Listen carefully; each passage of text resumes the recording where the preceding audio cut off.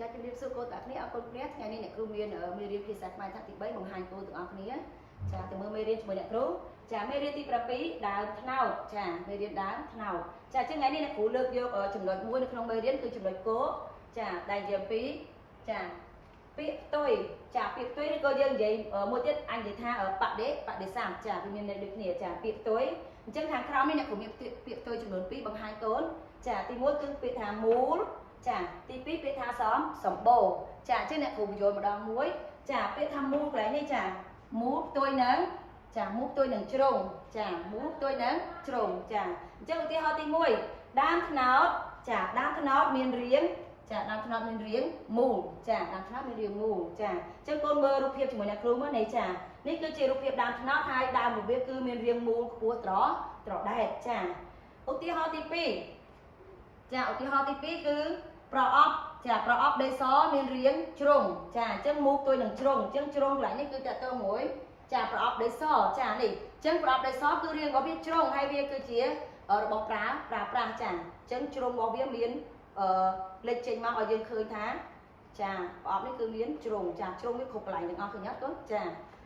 អញ្ចឹងចូលទៅដល់ចាលំហាត់ទី2បងអ្នកគ្រូលំហាត់ទី2សម្បូរចាអញ្ចឹងវាថាសម្បូរផ្ទុយនឹងចាសម្បូរផ្ទុយនឹងសតខ្សោយចាអញ្ចឹងឧទាហរណ៍អ្នកគ្រូបង្ហាញកូនខាងក្រោមនេះចាអញ្ចឹងសម្បូរកូនមើលរូបភាពជាមួយអ្នកគ្រូសម្បូរកន្លែងនេះគឺតាក់ទងជាមួយនឹងដើមត្នោតចាអញ្ចឹងឧទាហរណ៍ទី1ប្រទេសកម្ពុជារបស់យើងសម្បូរដើមត្នោតណាស់ចាអញ្ចឹងកូនកន្លែងមើលរូបភាពមើលចាគឺ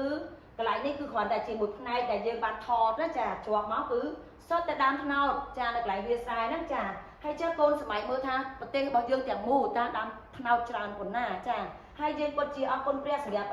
ដើមត្នោតពិតជាស្រស់ស្អាតមែនទែនហើយគឺជាអ្វីដែលព្រះបានបង្កើតមកលើផែន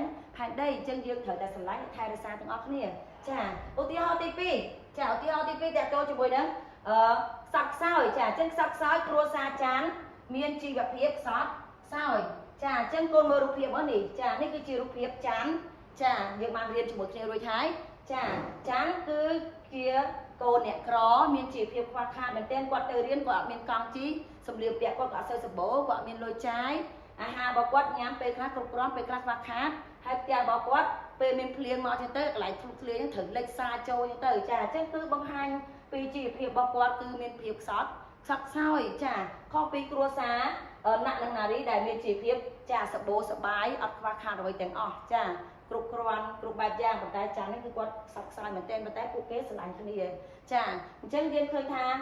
នៅក្នុងនេះគឺពិតជាអប់រំល្អមែនទែនថាព្រះអង្គគឺបង្រៀនឲ្យយើងចេះស្រឡាញ់គ្នាចាអ្នកដែលមានជាងត្រូវតែស្រឡាញ់អ្នកដែលក្រជាងហើយយើងជួយគ្នាទៅវិញទៅមកដូចជាណាក់ចាស់នារីអញ្ចឹងតែដឹកគាត់ចាដឹកចាននេះទៅរៀនទៅសាលារៀនរាល់ថ្ងៃមានអីញ៉ាំចេះចែកគ្នាញ៉ាំទៅនេះគឺជាសេចក្តីស្រឡាញ់ដែលព្រះបាន